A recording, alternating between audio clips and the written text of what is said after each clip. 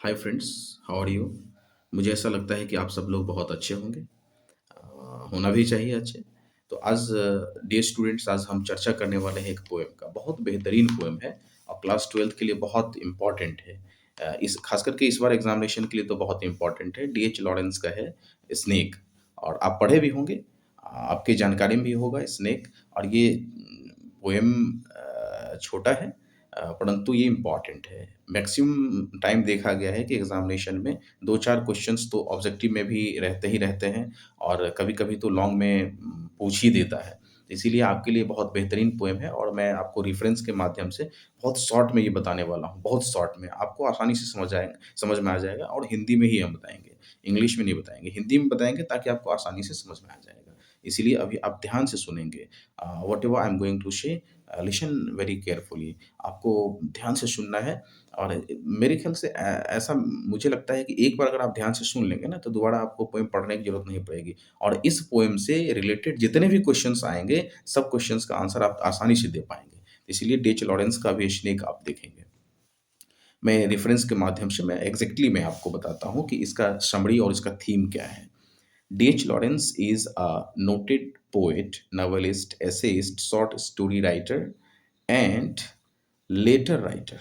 अब आप समझ गए होंगे कि डीएच लॉरेंस क्या-क्या है? नॉवेलिस्ट भी है, पोएट भी है, एसेइस्ट भी है, शॉर्ट स्टोरी राइटर भी है और लास्ट में लेटर राइटर भी है, यानी कि ये लेटर खत भी लिखा करते थे। अब आप देखेंगे in this poem what he describes, इस पोएम में ये क्या डिस्क्राइब्स करते हैं वो अब आप देखेंगे।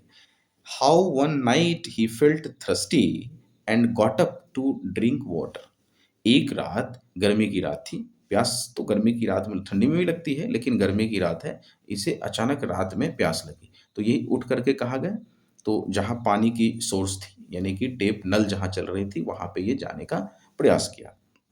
While he was moving towards the tape, जब वो जा रहा था, ही फाउंड अ स्नेक, तो उसे क्या दिखा? एक साँप दिखा। And got up to drink water.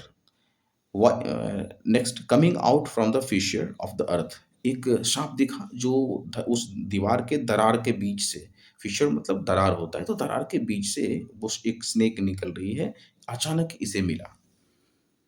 The poet was fascinated by the look end moment of the snake. और ये जो डीएच लॉरेंस है ना, ये पोएट, ये बड़ा आश्चर्यचकित हो गया, फैसिनेटेड, और इसे लगा कि अरे ये तो बड़ा अजूबा चीज़ दिखने को मिल गया। तो ये अजूबा चीज़ दिखने को मिल गया तो वो उसके मोमेंट को देखने लगा। इंस्टीड ऑफ किलिंग इट, अक्सर क्या होता है कि जब सांप मिलता है, स्नेक को देखते हैं हम लोग, तो उस पे टूट पड़ते हैं, यानी कि स्टिक उठा के, कुछ उठा करके मारने का प्रयास करते हैं। लेकिन ये उसके बजाय क्या किया? उसे गौर से देखना शुरू कर दिया। Begin to watch its moment. It move towards the tape and drank water. अब वो इट मूव्ड और वो कहाँ चला गया? तो उस टेप के पास चला गया एंड ड्रैंक वाटर, और वो थोड़ा-सा पी लिया पानी। और फिर उसके बाद क्या किया? There after it began to retire towards the hole. फिर वो पुनः वो अपने उस फिशर की तरफ चला गया जहाँ से वो निकला था, पुनः उसी में चला गया। The poet was confused. अब इस चीज़ को देख कर के ये पोएट जो है ना, ये कन्फ्यूज़ हो गया। इसके मन में वो कन्फ्लिक्शन चलने लगा, द्वंद चलने लगा कि इसे मारें कि छोड़ें, मारें कि छोड़ें। क्योंकि स्नेक देख कर के तो डर होता है। अब इसके मन में वो चीज़ आने लगा कि क्या करें? कन्फ्यूज़न आ गया। अब इस कन्फ्यूज़न के बाद फिर क्या हुआ? Sometimes he considered himself a covered. अब छोड़ देने से कभी-कभी ऐसा महसूस होता है कि मुझे लगता है कि कहीं लोग डरपोक ना साबित कर दें, और मार देते हैं तो फिर इनह्यूमन हो जाता है, अमानवीयता हो जाएगा उस जानवर के साथ। तो इसीलिए दोनों कंडीशन बड़ा ना निगलते बन रहा है, ना छोड़ते बन रहा है। छोड़ देते हैं तो भी दिल एक्सेप्ट नहीं कर रहा है, मारते हैं वो भी दिल एक्सेप्ट नहीं कर रहा है। दोनों कंडीशन बड़ा ही भयावह इससे पोएट के लिए उत्पन्न हो गया है। Finally when the snake entered partly in the hole, the poet killed it with a piece of log. जैसे ही वो फिर वो पानी के उस जगह सोर्स से निकल कर के जहाँ से वो आया था, फिर वहाँ आधा चला गया, हाफ। तो आधा जो बचा था, तो वो पोएट क्या किया ना, एक लॉग से ऐसे उस पे चला दिया, पीट दिया। This poet is filled with remorse. जैसे ही चला दिया, उसके बाद फिर उस पोएट के मन में क्या उत्पन्न हो गया? तो रिमॉर्स उत्पन्न हो गया, यानी कि आत्मग्लानि होने लगा। उसे लगा कि बहुत गलत काम कर, वल्गर वर्गल कर दिए काम, बहुत मीन काम कर दिए, यानी कि छोटा काम कर दिए, छोटे विचार वाला काम कर दिए।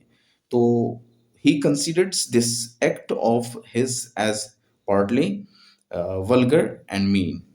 अब इसको ये लग रहा है, ये महसूस हो रहा है कि ये काम छोटा कर दिए, मुझे नहीं करना चाहिए था जो काम, वो काम कर दिए। The poet condemns the human education and promoted him to kill it.